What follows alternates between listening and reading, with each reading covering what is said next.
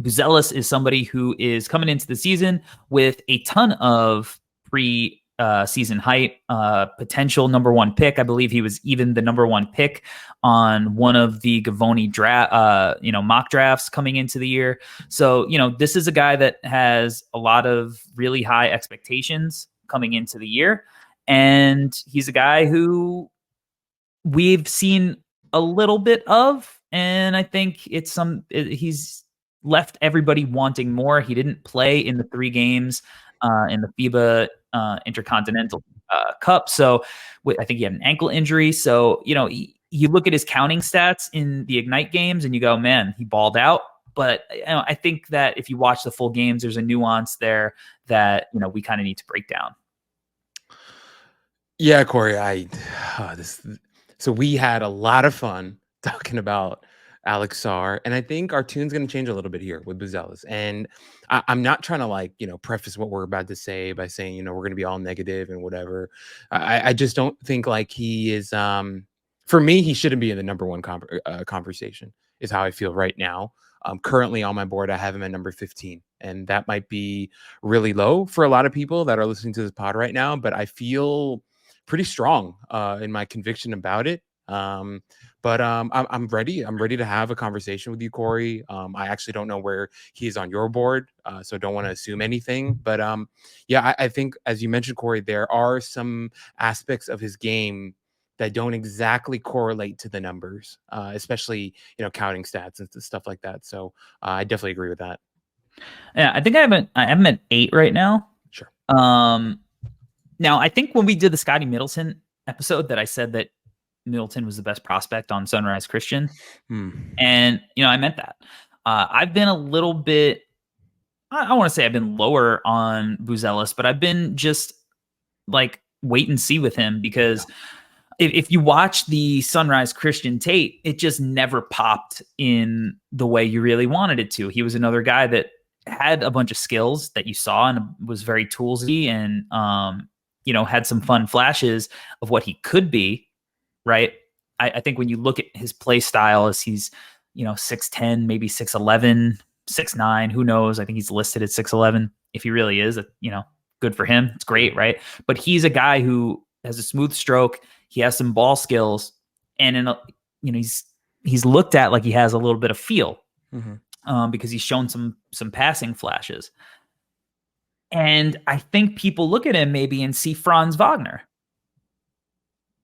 And I can't help but think, though, that he could be the Andrea Bargnani to Franz's Dirk. Yeah. Because it's an archetypical thing where you're like, I think because Franz worked, I see that too. But, even Franz was a guy that people didn't expect to be as good as he has turned into already in the league, right? It's just been because, so with Buzelis now, we see something similar. I just don't want people to fall into the trap that he's the same player as Franz, because he isn't. Corey, you just mentioned Andrea Bargnani. In my notes, I wrote Darko. The reason why I wrote Darko is because it's along the same line of logic as you just said.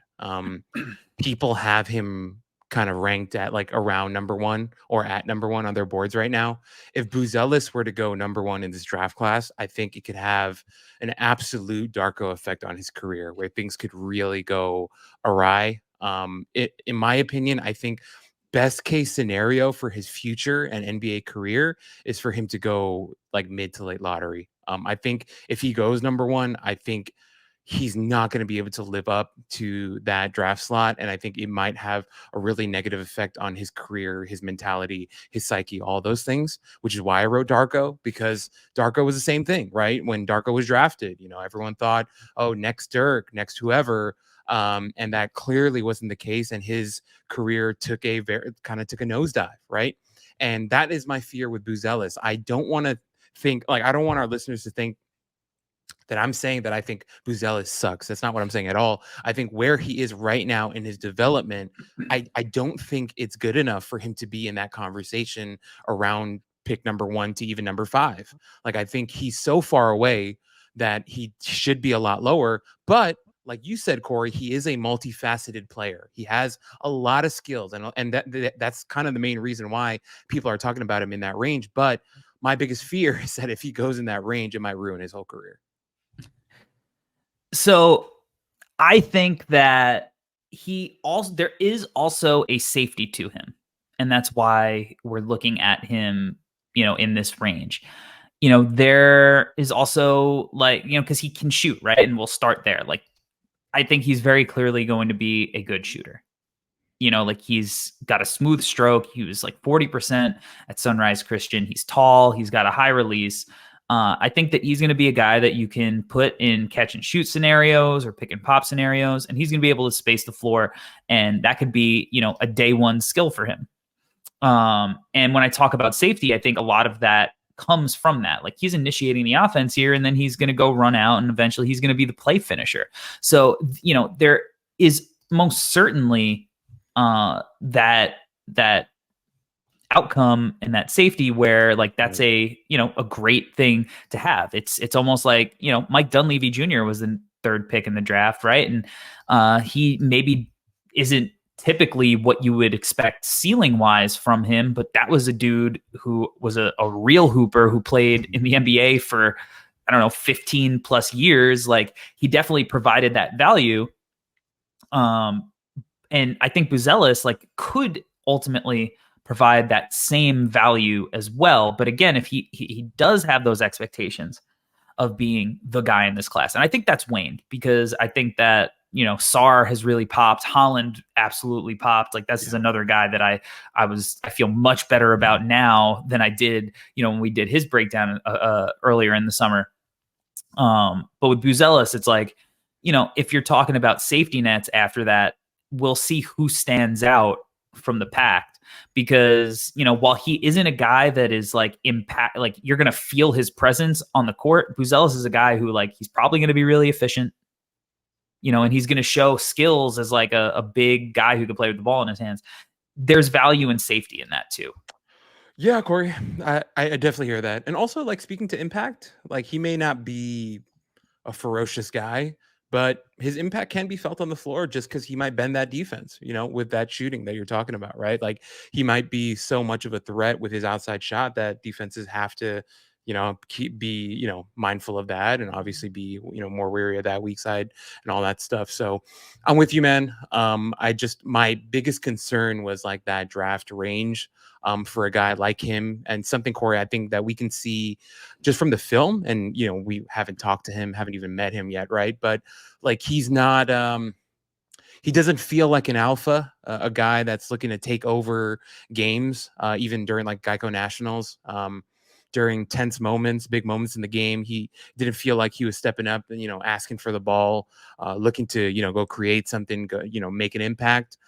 So not knowing what type of character he has, just that draft slot kind of made me concerned. But yeah, if he ends up at 7, 9, I think that would be kind of the sweet spot in my mind for him to have a little bit less of that pressure of because like a lot of it also, Corey, comes from casuals, right? Like comes from people like Stephen A. Smith. Not to hate on Stephen A. Smith, obviously the man does incredible things, but like he's not watching these games. And when draft time comes around, he's gonna be like, "Oh, who's this Buzelis kid? Why is he going number 1?" And he's gonna shit on him. And then it's gonna get into Buzelis's ear, and who knows? Like these guys are still kids, and I'm concerned about the effect that has on their psyche and stuff like that. But in terms of like his skill set and his ability on the floor, Corey, I'm with you. This is a guy that has a lot of skills and can be a really interesting player if everything kind of pans out.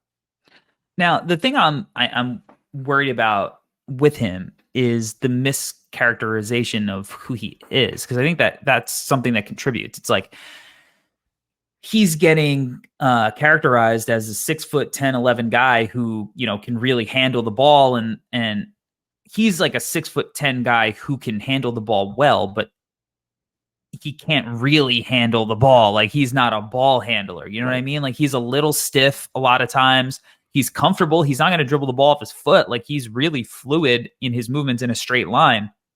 But because he's a little stiff and he doesn't have that like kind of wiggly flexibility, we see him thrive off plays like this where it's broken plays. He has more space because it's a broken play.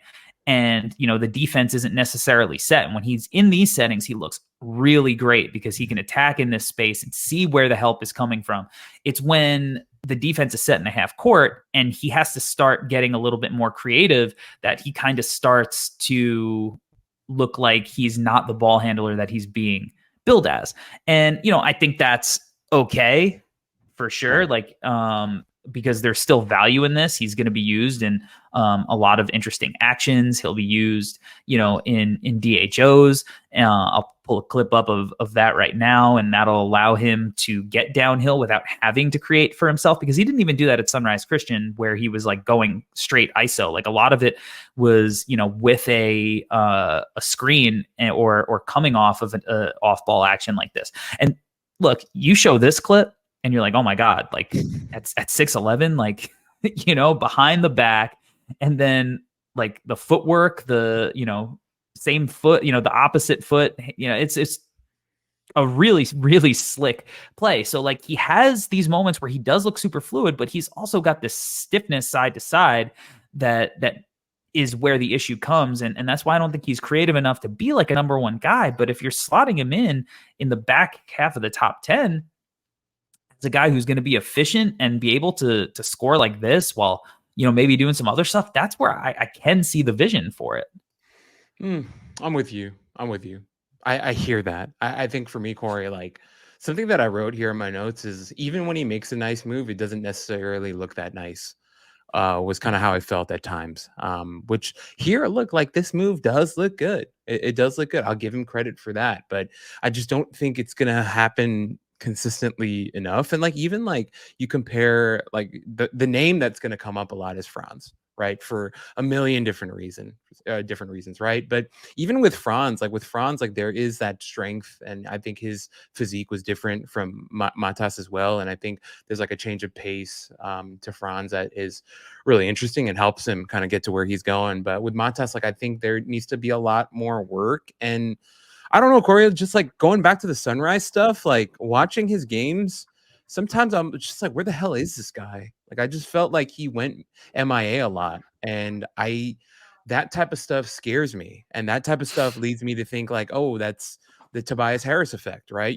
He's more of a number 2, number 3 guy rather than a guy that you're looking to kind of be the hub of your offense. And so yeah, I'm with you, Corey. Like I think I'm trying to be positive too. I'm not trying to hate on the kid, but Tobias Harris is a really solid NBA player that's made a lot of money in the NBA, so that's not necessarily a bad thing either. No, if you can be Tobias Harris, shout out Long Island legend Tobias Harris, right, by the way, then that's an incredible outcome. But touching on him, even at Sunrise, kind of going MIA, there's that lack of willingness to take over, dominate, to go out. Even here in this beautiful up and under finish, he's avoiding the contact, right? We look at some of the Sunrise clips, as a finisher, you get a little nervous. Like he's backing away from contact here. That's Gus Yalden. He's a big dude, at the rim. Like he's a guy that's going to get in your way, but he's clearly like shying away from the contact, not trying to draw fouls, not trying to be a guy who is going to get those extra points at the line. He's, moving away from the defender.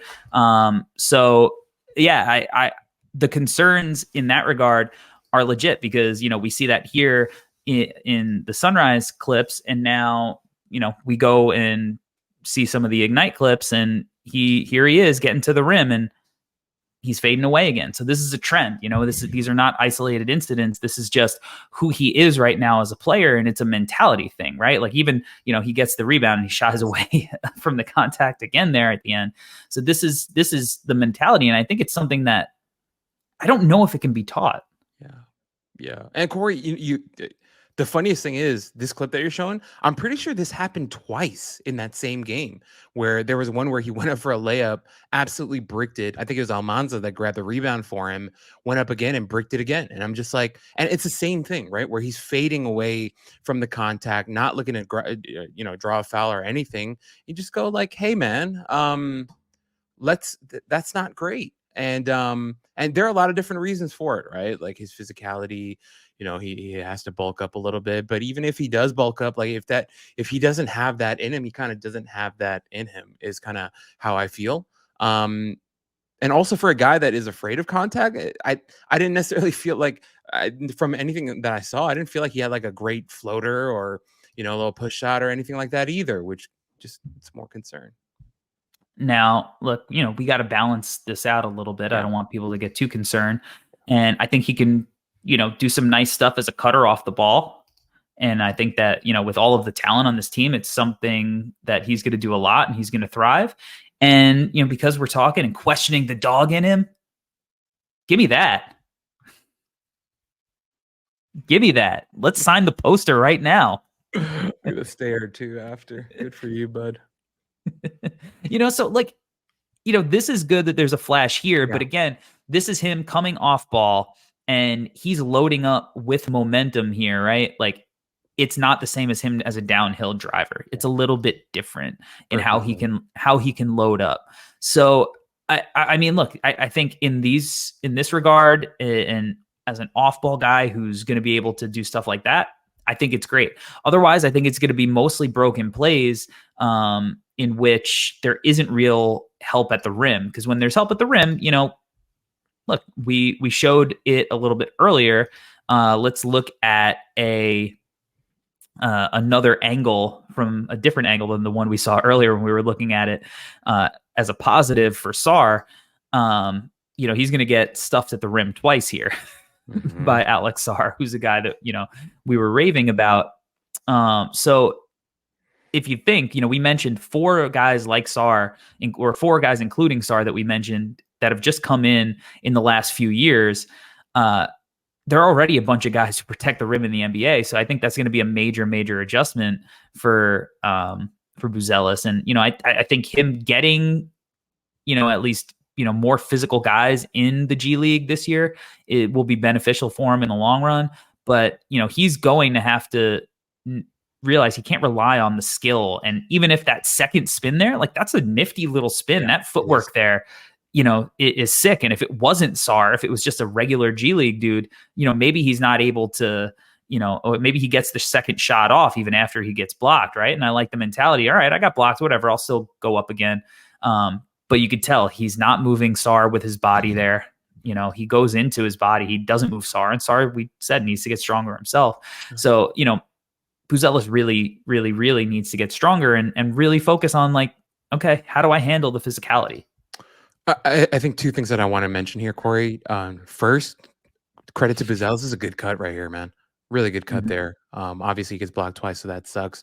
But also in that previous clip, when he goes for the poster, a certain Mr. Sarr wasn't in the game, and I think, and I'm genuinely trying not to hate, but these are all things that I think are really important for us to note. And I think I'm right there with you. I think there is a strength and a mentality that he doesn't have. And on the other end of on the other side of the coin, Almanza here was a guy that I actually enjoyed watching more than Buzelis in some of the games. I felt like the way that he was kind of throwing himself around and diving to the basket was, pretty good. But with Buzelis, man, I think it's a mentality thing. I also would like to see him continue to add to his frame, which I don't think is impossible, right?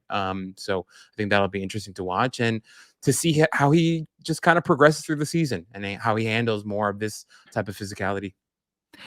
Yeah, I think he's got big, broad shoulders. So, I think the frame stuff is definitely going to come. Now, the other reason that he's getting compared, I think, to a guy like Franz or these jumbo creators is because people look at him as a guy who they think maybe he's going to be able to initiate offense, become a passer. Now, we didn't see a lot of that in these Ignite games. This is a pretty nifty little quick decision drop off here. Sees Sarr coming over, maybe gets a little intimidated because he doesn't want to get his shit sent. But he's able to make that kind of, baseline, really quick read, drop off to Micah here. So he has some passing ability, but I don't want people to mistake it, because even at Sunrise Christian, he had 20 something more turnovers than assists. So while he does show flashes of passing, and I think because of his height and because he does have decent vision, I think people are going to think that that's going to be a big part of his game. And I just don't know if it is, because I don't think he's a great decision maker, even if he makes good passes sometimes. Corey, that was amazing. I couldn't agree with you more what you just said, because I appreciate it. The reason why I'm so low on Buzelis is because of the Sunrise stuff. It's not even like the G League stuff. I'm like reading other people talk about his playmaking, and I'm like, where the hell was that at Sunrise? Like, I watched a ton of his games at Sunrise, and I'm like, he didn't do that shit. I was like looking for it, like trying to find him being an initiator. Dear God, that was hard to say. A creator, and it was just like, I didn't see that. And as you mentioned, Corey, like flashes are there, sure, right? Like, in my opinion, Corey, like you did him a great service by even showing that G League clip. Like, how impressive was that pass? It wasn't that impressive. It wasn't that impressive. He was afraid of Sar, so he dumps it off to Micah, and Micah, goes up for a nice layup. Good for him. He's not making the league right now. No hate to Eric Micah, but it is what it is. And I'm just like, I wasn't impressed at all. And like the France stuff bothered me. Okay, cool. This is a nice pass for sure. But did this happen consistently on a game-to-game basis? Absolutely not. So for me, I was like, please, and I wrote it in my notes, throw the Franz comparisons out. It's just not there. Like, I don't believe that at all. Like, this is an anomaly. This was not the norm for him. Well, the other thing too here is that, again, this is not like a set. It's not in the half court, like, or it's, it's not a set play. It's not everybody's back. It's kind of semi-transition. Mm-hmm. People are trying to find their man. And because he's got that height, and because he does have good, vision at times, he's able to make this pass. Like, he's skilled. So the passes look slick when he makes them, right? So he sees the cut, makes a good read, places it in a really nice spot. Like, there's potential there for him to be a kind of connecting piece. It's when he's got to try to initiate more and not read and react. That's when I start to get worried, because I think that in these more half-court settings, right? So I'm going to play this clip here. When things are slowed down, defenses are set, I think that there's a lot more struggles here. So, even coming off of this off ball, the DHO stuff, he doesn't really have a plan because he's not super creative with a handle. He dribbles into the defense a lot, right? Now we see like there's 3 blue shirts, potentially 4 that can crash on him. He picks his dribble up, gets stuck in no man's land, tries to force it, and turns it over. So like, he doesn't always play with the kind of feel that you want from a guy who you think could be any kind of initiator. So, I think the decision-making aspect is something that's going to be really, really, really important for him going forward, showing that he's going to be any kind of passer. Because, one, I think that he doesn't necessarily have the strength to get into the teeth of the defense consistently. Right there, he's just getting stripped and bodied up. So he's turning it over there. That's not a playmaking thing, but if you're getting into the paint there and you're looking at a guy who can pass, like, that's how deep you want a guy to get or start to get, and potentially, and him put his shoulder down and then potentially hit Little off, realizing a guy's going to come over, dig at him. Little's going to be open in the corner if he doesn't lose control of the ball, right? So these are scenarios that he's going to be presented with all the time, and it's things that he hasn't shown consistently enough yet. But maybe not looked at as a guy as a number one option. Holland is looked at as the number one option there. London Johnson's running the offense. Maybe in those scenarios, he's going to be able to show a little bit more of the playmaking chops as a ancillary guy rather than the guy that was looked at as the number one option. Yeah, Corey, that's the most important point you made.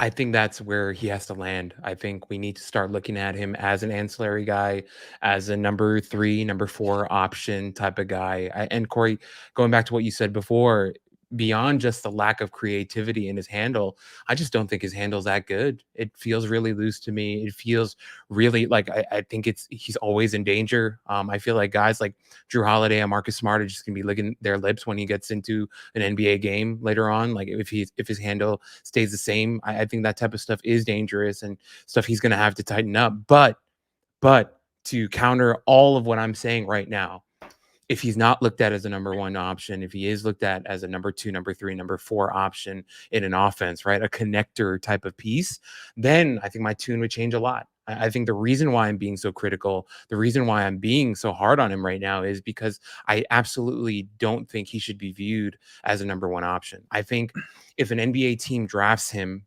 looking to make him their number 1 option, I think they're setting him up for failure. I just don't think he has that in him.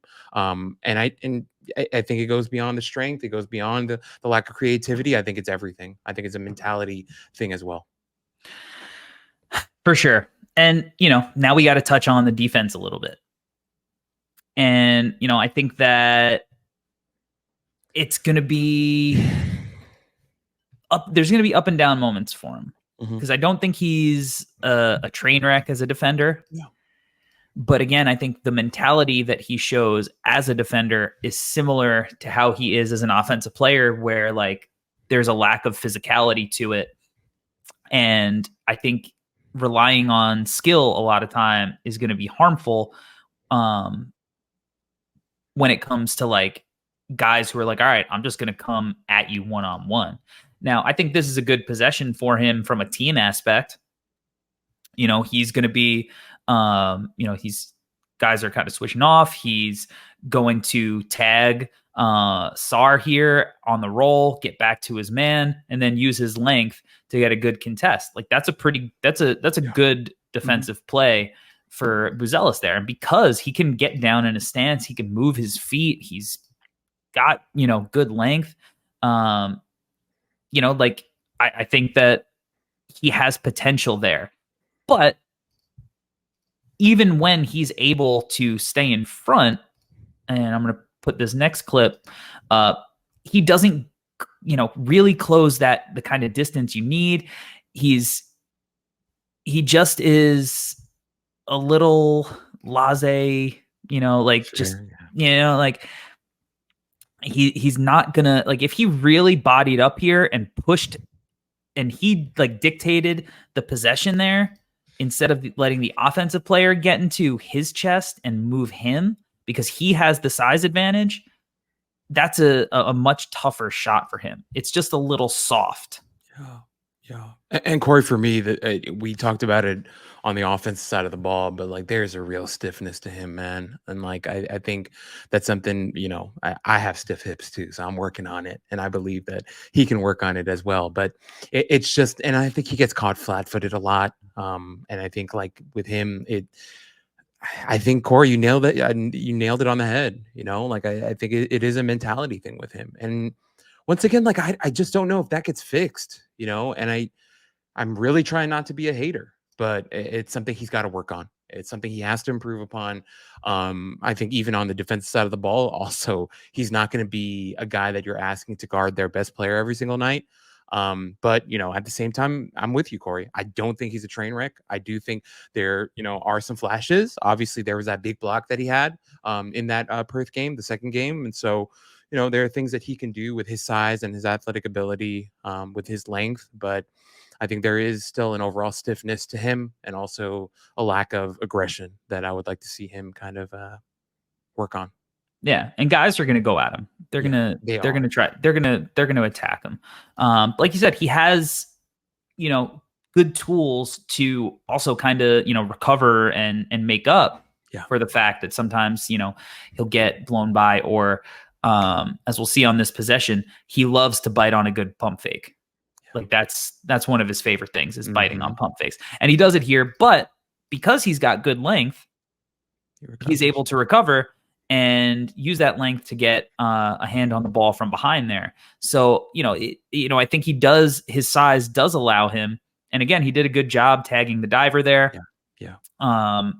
So at least he has conceptually some stuff he's picking up on. So that's a really good sign.